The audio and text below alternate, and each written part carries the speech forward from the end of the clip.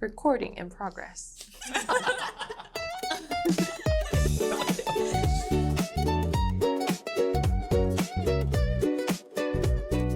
WBZD. Hey guys, welcome back to WBZD. I'm Ashlyn. I'm Joyce. I'm Natalie. And we are GT14, architecture students from the University of Hawaii studying abroad at Tongji University in Shanghai.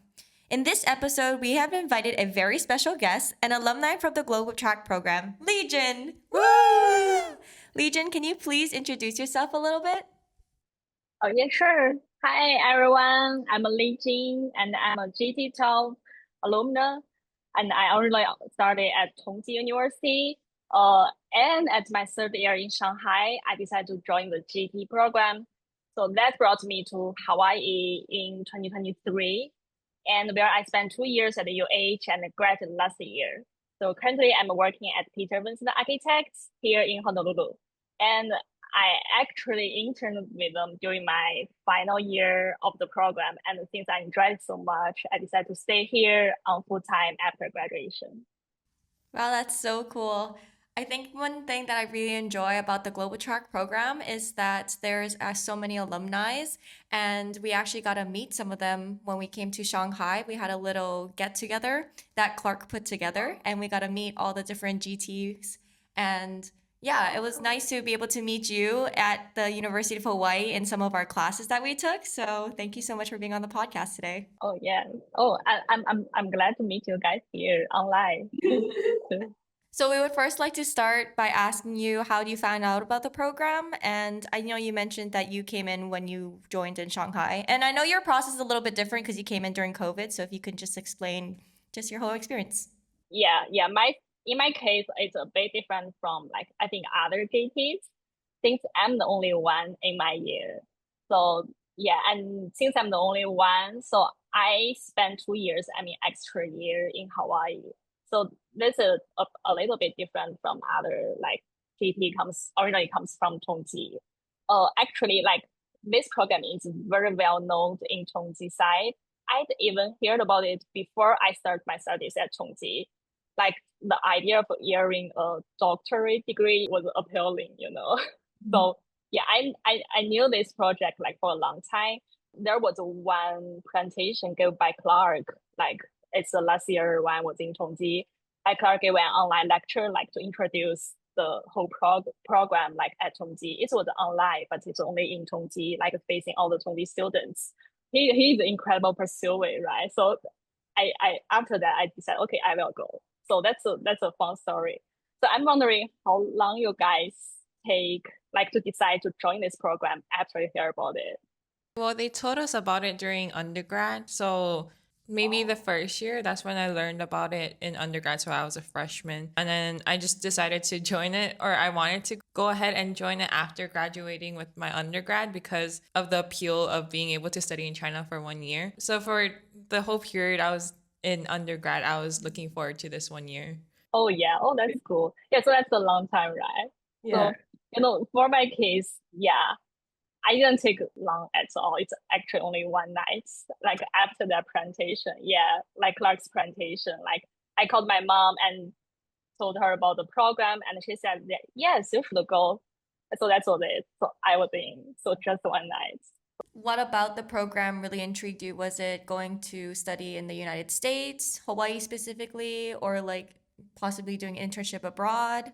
Yeah, definitely. At the start, for now, it's changed. It's changed totally. The reason I joined the program, but at the start, the first time I heard about it, of course, it's because of doctorate degree. I think that's the biggest thing for me at that time. Since at that time I was planning to study my PhD at Tongji, in the following years, and it will take at least 5 years to get the PhD. So that's definitely a biggest thing for me to join at that time. But I think the thing make me to join this program is keep changing. After I actually started at Honolulu at Hawaii, after I truly knew Clark and Vanessa, things change, So I know you're like working right now at Peter Vincent Architects in Hawaii. I was wondering how you were able to get that job. How did you know about the internship? And like, how is it like working there right now? Oh, that's a good question. Actually, that's because the rewards I got, the travel fellowship I got. Yeah, actually, like, yeah, that's the biggest, like, also the biggest part, like, for this program. Like, I won a travel fellowship, and they paid me 10,000 for traveling 2 months, like everywhere. And I end up with like traveling the whole U.S. mainland for 2 months. And my current boss is actually the chair of this program, like this competition travel fellowship program. So after I won this, I won the second place, and he emailed me saying, "Okay, oh, I'm in the Hawaii too. Do you want to like go for lunch sometime?" So that's why like how I knew her, and I asked like to have like internship available. I'm looking for internship, and he said yes. So I went there. I liked the job, so I asked, can I like leave the stay for full time, and they said yes. So that's how the process. So I think the start point is the competition. Yeah, it's this program actually. Yeah. Have you worked in China as well? Like, have you interned in China and have you seen any of the differences between interning in America and interning in China? Oh yeah, for sure. For the difference like between the working in China and working in Honolulu is definitely a way more difference. In the first day of my like job like internship in Honolulu, like our HR like office manager just told me like you only can work maximum 40 hours per week.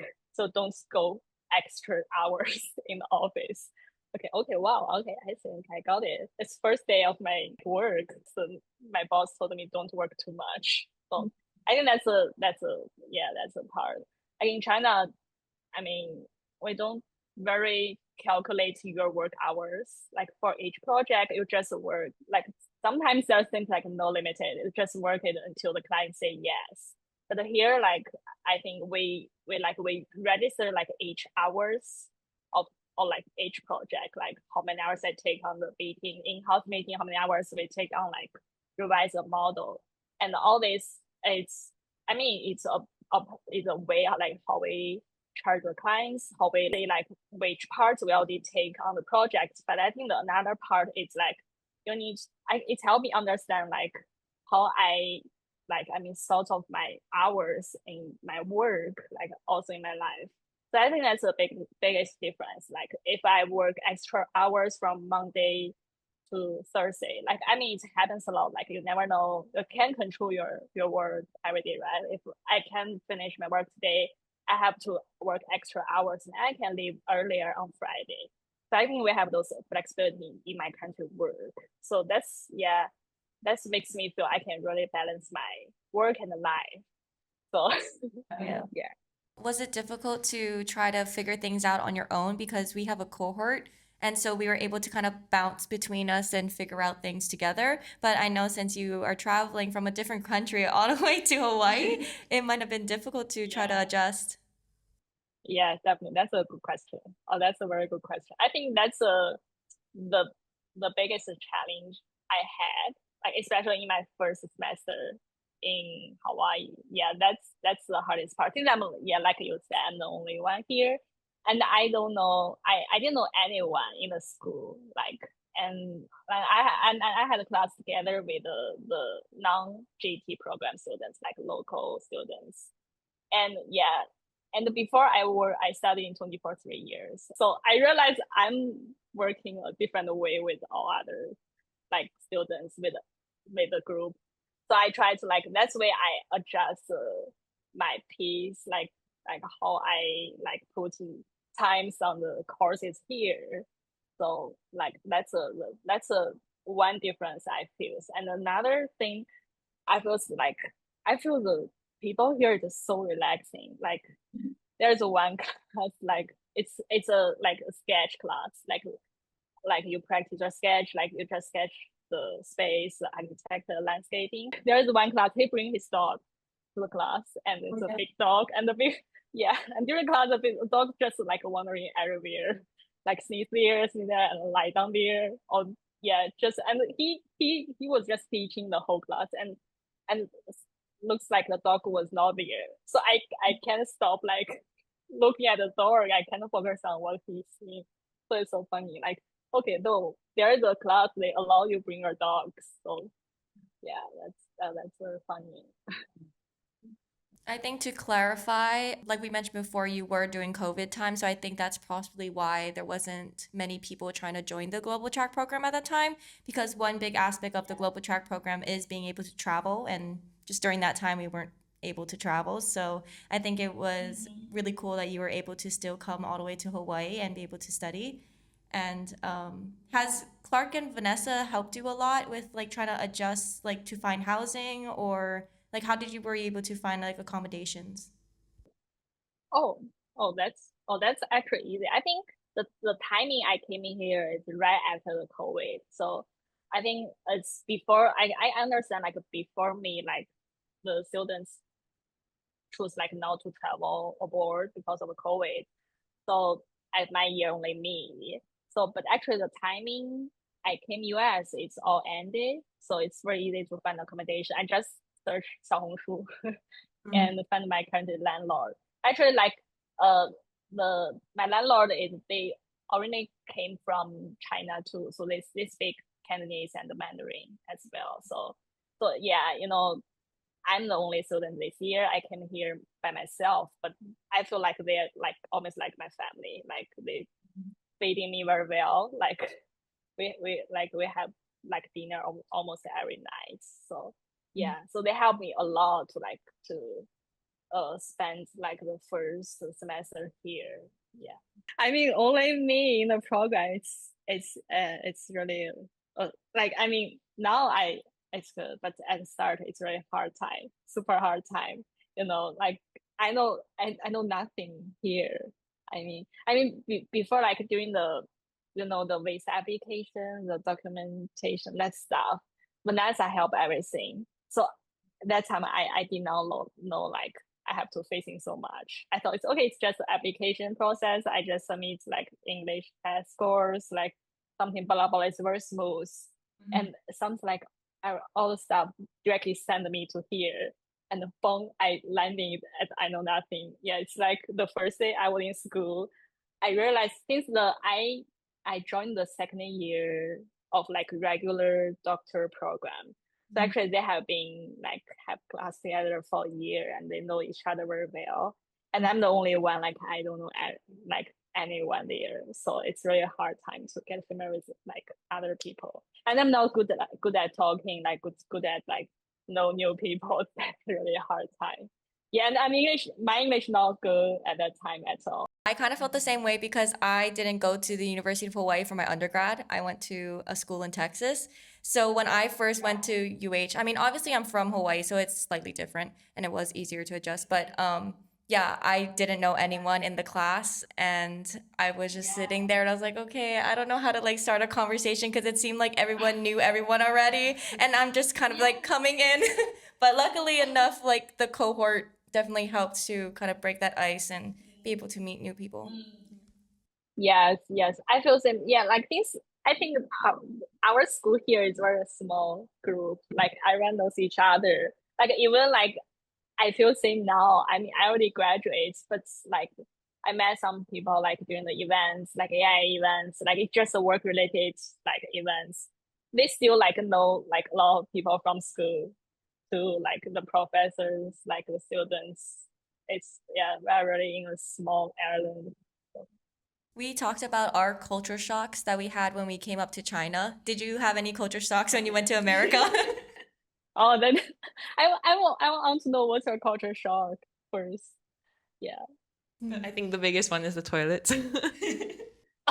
Oh, really? Oh, you mean there are no toilets, right? Or like the squat toilets, because we're so used to the sitting toilets, but in China there's a lot of the squatting toilets, right? So we always try to find the sitting toilets. Sometimes they do have it, and it's not the best, but we still have to use the bathroom, so we use it. And another thing is that Chinese people like the squatting toilets more than the sitting toilets. Because when we went to Disneyland, no one would want to use the sitting toilets. So it's always open. Yeah. And we just use the sitting toilets. But everyone's like lining up for the squatting toilets.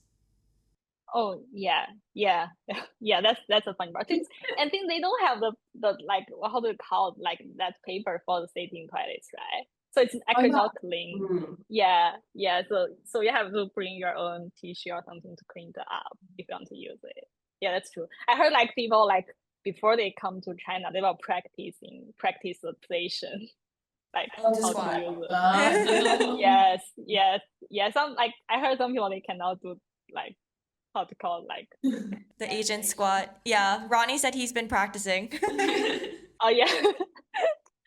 Yes. Another thing that was a culture shock to us was the eating culture here, I feel. In America, it's kind of you get your own table, you sit there with your family, friends, whatever, and that's your own table. And but in here in China, it's kind of you can get put with strangers sitting with random people. And also the atmosphere is much louder than America. I feel like the acoustics is a little bit different. So I think that was a little bit culture shock. Oh, and the water. The water up here is normally in America you get ice cold water, but up here they're giving you like hot water or hot tea. So that was a little bit different for us too. Oh yeah, yeah, that's runny. I feel same too here. Yeah, it's like every time in a restaurant they give you like iced water. I mean, it's like accessible in Hawaii, but like when I traveling in mainland, like in a very cold weather, like cold, like springtime, like they give you like hot like ice water and with like very cold AC temperature. And they ask for like, can you give me a hot water? And they look at me, oh, are you sure you want this hot water? And finally, at the end of it, okay, we need to charge you for hot water.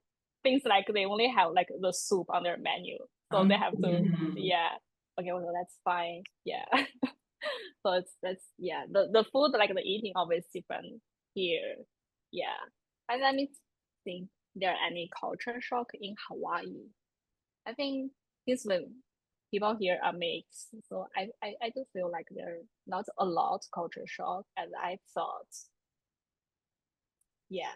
Oh, but there's one thing. I think Hawaii is good. Like that's the thing I felt a lot when traveling in the mainland. It's the homeless people. Yeah, I took some times to like get used to them. Like especially in Chicago and New York and also California. Like yeah, I at the first I think I traveled into New York by myself too. The first day I landed there at very early morning time, around like 5 6 a.m.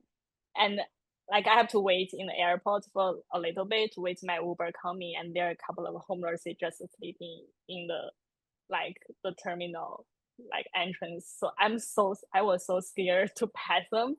So I have to wait inside until my Uber arrived, and he called me. I said, "Where are you? Can you look at me? I'm working out."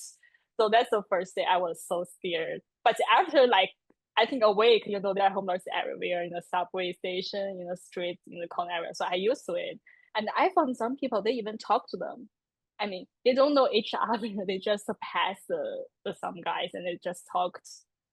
I don't know what they talk. I just try to pass me as soon as possible. But they talked, and there was one time like people talk like they standing on the subway on a different like opposite station, like they there are a track in between. I cannot pass. They just yelling to each other like for at least 10 minutes. So I was standing there. Oh, okay, wow, wow. Oh, that's cool. Yeah. Did you enjoy the weather in Hawaii? Because when we came to Shanghai, we were a little bit shocked by the winter cold. So I'm wondering if you like enjoy the year-round summertime Hawaii weather provides. Oh yeah, my place currently is getting hotter and hotter. Yeah, I since I moved in my current place last year October, so I think Hawaii's winter time. I know it's still hot, but it's not that hot. Like especially in the nighttime, you get some wind and it's cooler than daytime. So I can live with like without AC. So but currently, especially like the afternoon time after work, I came back home. It's just too hot for me, so I have to make the AC on, and I start to miss the winter. Like I miss the snow, I miss skiing. Live on the island, it's yeah. But the good things like you can always go into the water anytime. So, and yeah, your clothes it can be very simple. Don't have to bring very heavy coats. Yeah. Did you get some like very heavy coats during winter? Yeah, we did. We had to bring up our puffer jackets and everything. And people would say that Shanghai wouldn't snow, but when we were here, it actually snowed like once or twice. Yeah. Yeah. Oh wait, It snowed. really? Snow Yeah. in Shanghai Yeah. this past winter? Yeah. Oh really? Oh, how long you say it's snow? How long it's lasting? Maybe like 10 minutes. It No, didn't no, last that It long. wasn't long, yeah. No, it wasn't that long. Okay, but it's snow. It's Yeah. not rain. Oh wow. Oh wow. So happy. I've been there 3 years. It's never snowed. Yeah. I know it can be cold. It's never snowed. Yeah. Oh, that's strange. Okay. Oh wow.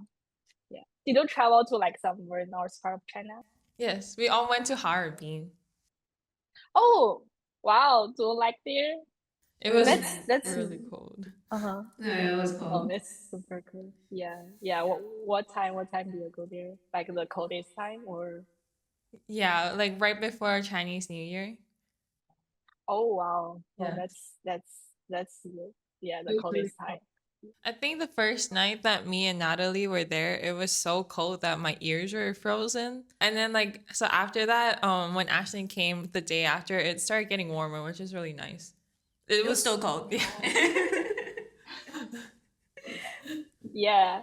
Yeah, I finished I get my like the bachelor degree at Harbin. So I've been there for 5 years. Yeah, yeah, my bachelor program is 5 years there. So yeah, but you know, like the outside is super cold, right? But once you enter inside, it's starting getting hotter. Right, You have to yeah. take off everything. Yeah, Yeah.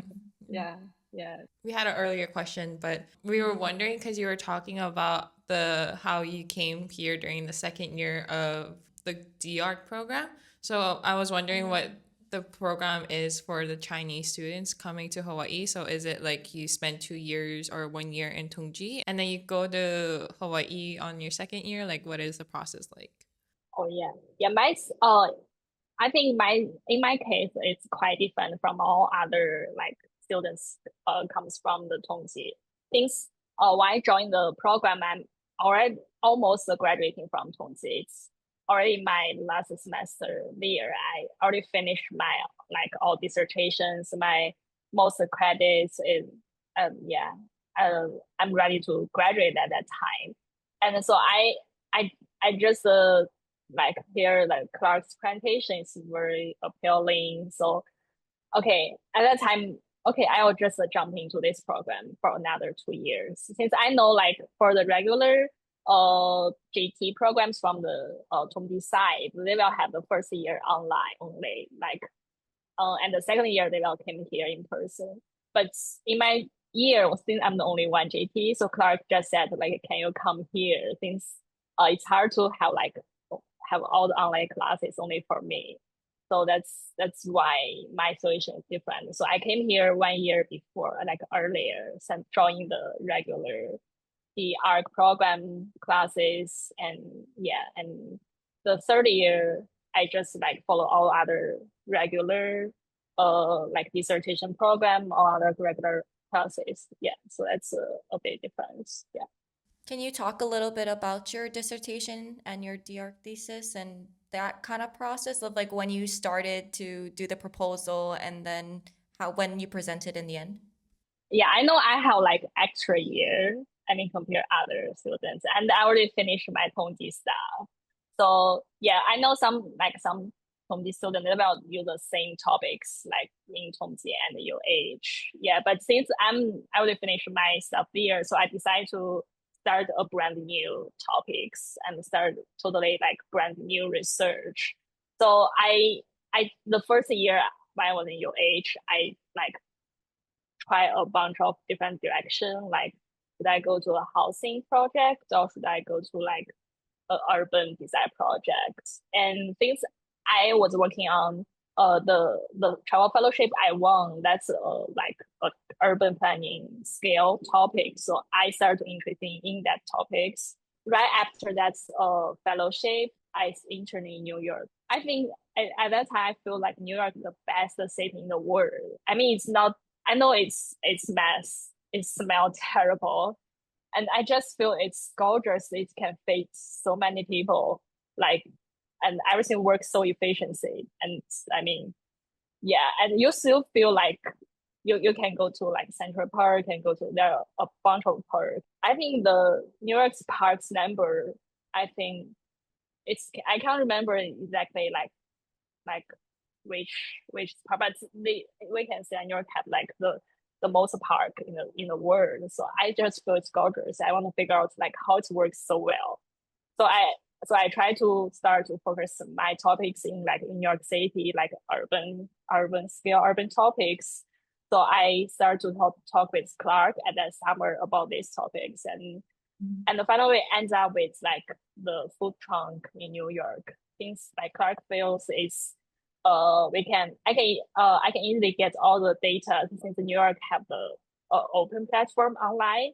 They published all their data like such as like how many traffic in each block, in each street, and where is a bus stop, where is a like subway station, and like like each property information is public property or it's private property. They have all the information online available for free. So that's the big benefits. So finally, I end up use all those data and use like New York City like food trunk in the public space as my final topics. And another thing at that time it's AI, where AI comes out. Like that's a big I can't finish my dissertation without AI. Since I need to analyze all those bunch of data. Like I don't want to just do design things. I want to analyze data. I figure out like what's the main issues like comes out, like how the issues comes out and how to solve the issues like through those data information. So I kind of use AI to do the coding thing, like to analyze all those. I think there are at least 10,000 data I use like to analyze a bunch of information. Yeah, my computer is very helpful, like all close friends, and they help me like structuralize my dissertation. Like for sure, I'm on the right direction. Things like when you really focus on your research or focus on data, you're really easy to like put your time or put your thing on like the wrong direction. So they just help me to keep on the right direction. So yeah, finally, yeah, it was a struggle. It's not easy. I mean, it was a hard time to figure out how to make things work.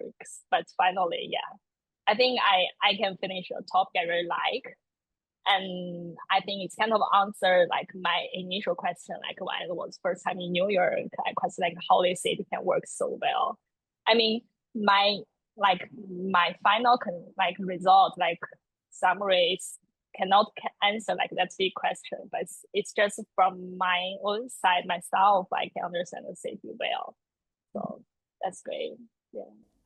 Yeah, I remember you presenting your dissertation or your presentation to us when we joined Global Track. And it was really like, I remember it really well because it was talking about food trucks in New York. And this was right before we went to New York. So it got me excited to visit New York and like see all these public spaces. Oh, I know after you graduated, you also got a travel fellowship. And you got to travel to different places around the world or in the US. So I was just wondering which places you visited, which ones did you like the most, and how did that grant help you with your research or just with your personal experiences? Oh yeah. Oh, I think it's super helpful. Like I think I didn't know that until I after work I started full-time work here. I think before that traveling, I only like all my time in US in Hawaii. I never been to like US mainland. I mean New York summer internship is the first time there and then second year, but that's only the New York. I didn't go to anywhere else. But that's travel like 2 months travel. Like it's 2 months is very long for travel, like for a single travel. Like I travel all the way through from the East Coast to the Chicago and go down to the Phoenix and do a little circle on the west side and end up with San Francisco. So it's like all the way from the east and to west. Like start to feel like how like different from the east part and west part and all different from the Hawaii. And I started to understand how the architecture industry works in the US mainland since it's very different from China. Yeah, and I can understand, okay, just for example, like maybe like a public library in Los Angeles. Actually, I think it's renovated by the Perkins Eastman. Yeah, if I remember correctly. Yeah. I did not know that only like after I went there, I do some search online. I think that's very interesting. Yeah, so I understand like in the US there are a bunch of like existing building. It's not like China with all the building we just build up brand new. So here we have got of like existing building. They built like maybe 30 or 40, 50 years ago. So they need to be, so it's hard to just demo it and rebuild. So usually like most of the project, we need to just renew it somehow, like or expansion it or just put some new program in it. So it's very interesting. So that's project, like that's travel. I visit a lot of project in this situation. And after I come back work, I work on the renovated project as well. So it's kind of like connection between my travel and my work. So it's like, yeah, it's very interesting connection. Yeah. Yeah, that's really nice. I think we are seeing a lot more of these projects where like old buildings are being renovated, and it is much more like sustainable in that sense because you're not demoing a building. Based on your different work experience, and maybe this is too deep of a question and it's okay if you don't know the answer, but do you know what you want to do in like future plans? Do you want to come back to China to work, or do you want to stay in the United States, Hawaii, or a different state? That's a question. Yeah, I'm not sure like which places I'm going to stay in the future, but there's one thing I'm pretty sure is I want to working on the design and I want to working on the architecture industry for my whole career. So I'm currently pursuing my license. I'm working on the exams, prepare license. So I hope I can get my architect license so I can be a architect, work on like a bunch of projects. So after I work 1 year, I realized the truly industry is not like what we did on school. We can design anything we want. So we work on a project only like myself or like a couple of group, like 2 or 3 people. So it's a very small group. But actually, in the real world, one project is working with like a bunch of people, like different consultants work with their clients. But I feel that makes very exciting. I'd like to like find the issue, solve the issue, and make it happen like at the end. So yeah, that's I think I'm pretty sure that's what I want to do. Yeah. That's a really good answer. Good luck on your test for the license. Oh, thank you. It's well, I think, are you going to get your license after graduate? Yeah, hopefully. I mean, that is the ideal goal. Yeah, same. Yeah, I have planned it for a year, but haven't started yet. Okay. Yeah, I don't think I have enough hours yet, but I think after working 1 or 2 years, I might have enough hours to actually take the licensure exam. We might be running out of time, but one last question we have for you is, do you have any advice for future GT students or just anyone traveling from China all the way to study abroad in America? Yeah. I think that's a good question. Like, yeah, from my own experience, I think I feels like when you like join this kind of program, like you travel a lot, you like jump into like brand new environments you never lived before. It must be a challenge, but I think the good things like after you try, like you work with like live with all different experiences, it's help you understand yourself better, like understand what you want to do in the future, what kind of life you want to be in the future. So I think that's a very good benefit from this kind of program. So just try to discover yourself, try to like experience everything you're facing. Like, I mean, the program, of course, like it offers a lot of like tangible or resources, but there are also like a lot of resources behind those things. So try to find them and live with them, like try to use them to grow, to find like your personal targets in the future. Yeah. That's some really good advice. Well, thank you so much for being on the podcast today. We really enjoyed having you as a guest, and we can't wait to see you back in Hawaii. Oh yeah, yeah. I'm glad you invited me to join this podcast. I'm glad to here to share my own feedbacks. Yeah, see you guys very soon in Hawaii. Yay. Thank you. If you wish to continue to follow our journey, please follow us on Instagram at global_track_architecture. And if you have any specific topics or questions, feel free to leave them down below in the comments or email us at globaltrackarchitecture@gmail.com. And thank you again for joining us today. We hope to see you again soon. Shoots!